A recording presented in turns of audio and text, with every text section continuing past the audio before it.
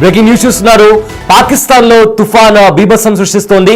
అయితే వర్షాల ధాటికి కూడా ప్రజలు ఎవరు కూడా బయటికి రాని పరిస్థితి కనిపిస్తుంది. గడిచిన 2 రోజుల నుంచి కూడా పాకిస్తాన్ లో వర్షాలు కురుస్తున్నాయి. ఉరుములు మెరుపులతో కూడిన వర్షాలు కురుస్తున్నాయి. అదేవిధంగా ఈదురుగాలు కూడా చాలా గట్టిగా వీస్తున్నాయి.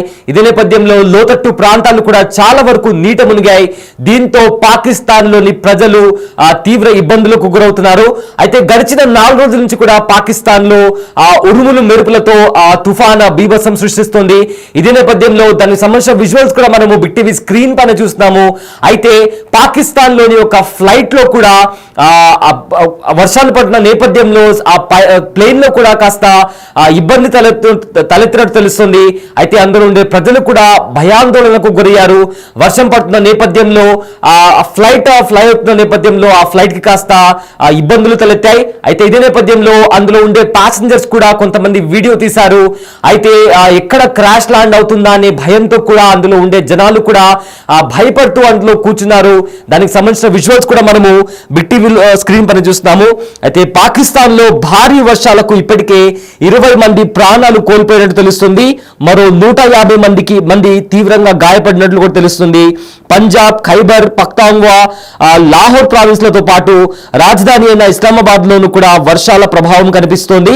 ముఖ్యంగా పంజాబ్ ప్రావిన్స్ లో రవాణా వ్యవస్థ పూర్తిగా ధ్వంసమైంది. అదేవిధంగా విద్యుత్ కి సంబంధించి కూడా తీవ్ర అంతరాయం కలిగినట్లు స్థానిక అధికారులు చెప్తున్నారు. కరాచీ నుంచి వస్తున్న ఒక ప్రైవేట్ విమానం లాహోర్ విమానాశ్రయంలో త్రుటిలో ప్రమాదం నుంచి తప్పించుకుంది. తీవ్ర అనుకూల వాతావరణ పరిస్థితుల కారణంగా కిందకు దిగలేకపోవడంతో అధికారులు కూడా విమానాన్ని తిరిగి కరాచీకి పంపించారు. అయితే ప్రజెంట్ దానికి సంబంధించిన విజువల్ కూడా మనం చూస్తున్నాము. అయితే ఒక విమానానికి కూడా అక్కడ నెలకొన్న పరిస్థితుల్లో కూడా ఆ ఫ్లైట్ లో కాస్త గందరగోళం కూడా నెలకొంది. అయితే ప్రజెంట్ పాకిస్తాన్ లో ఎలాంటి దృశ్యాలు నెలకొన్నాయో ఒకసారి చూద్దాం.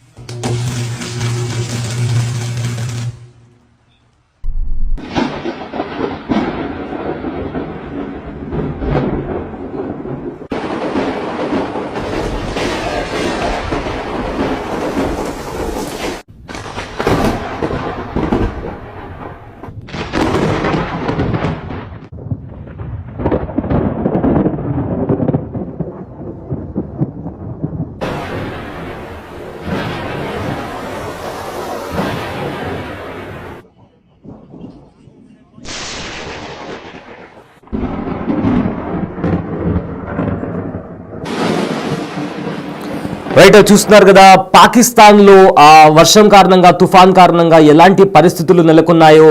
చాలా చోట్ల కూడా చెట్లు కూలిపోయినటువంటి పరిస్థితి కనిపిస్తుంది.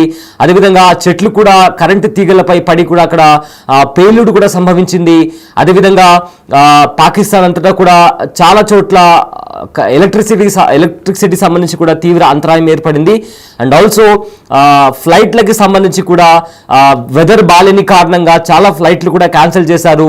అండ్ చాలా చోట్ల దిగాల్సిన ఫ్లైట్లను కూడా వేరే దారి మళ్లించి వేరే చోటకి కూడా ఆ ఫ్లైట్ ని మళ్లించిన పరిస్థితి కనిపిస్తుంది. అయితే మొత్తం మీద చూసుకుంటే పాకిస్తాన్ లో భారీ వర్షాలకు 20 మంది ప్రాణాలు కోల్పోయారు. మరో 150 మందికి తీవ్రంగా గాయపడ్డారు. పంజాబ్, ఖైబర్ పఖ్తూన్ఖ్వా, అదేవిధంగా లాహోర్ ప్రావిన్స్లతో పాటు రాజధాని ఇస్లామాబాద్ లోను వర్షాల ప్రభావం కనిపిస్తోంది. ముఖ్యంగా పంజాబ్ ప్రావిన్స్ లో రవాణా వ్యవస్థ పూర్తిగా ధ్వంసమైంది. విద్యుత్ కు కూడా తీవ్ర అంతరాయం కలిగినట్లు కూడా స్థానిక అధికారులు చెప్తున్నారు. కరాచీ నుంచి వస్తున్న ఒక ప్రైవేట్ విమానం లాహోర్ విమానాశ్రయంలో త్రుటిలో ప్రమాదం నుంచి తప్పించుకుంది. తీవ్ర అనుకూల వాతావరణ పరిస్థితుల కారణంగా కిందకు దిగకపోవడంతో అధికారులు విమానాన్ని తిరిగి కరాచీకి పంపించారు. సో మొత్తం మీద పాకిస్తాన్ లో తుఫాన్ బీభత్సం సృష్టిస్తోంది. ఇప్పటికే లోతట్టు ప్రాంతాలు చాలా వరకు కూడా నీట మునిగాయి. అయితే అక్కడ అధికారులు కూడా అక్కడ ఉండే జనాలను కూడా సురక్షిత ప్రాంతాలకు తరలిస్తున్నారు. అదేవిధంగా ఏదైతే ట్రాన్స్పోర్ట్ కి సంబంధించి కూడా స్తంభించిపోయింది.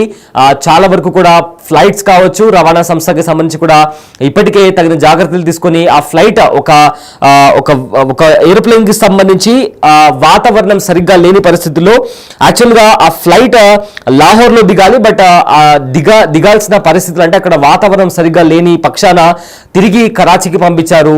సో కంప్లీట్ గా కూడా చాలా చోట్ల విద్యుత్ అంతరాయం కూడా కలిగింది. చెట్లు కూడా నేల రాలుతున్నాయి. కంప్లీట్ గా చూసుకుంటే పాకిస్తాన్ లో వర్షం కారణంగా, తుఫాన్ కారణంగా కూడా చాలా ప్రజలు, అక్కడ ఉండే ప్రజలు కూడా తీవ్రమైన సమస్యలను కూడా ఎదుర్కొంటున్నారు.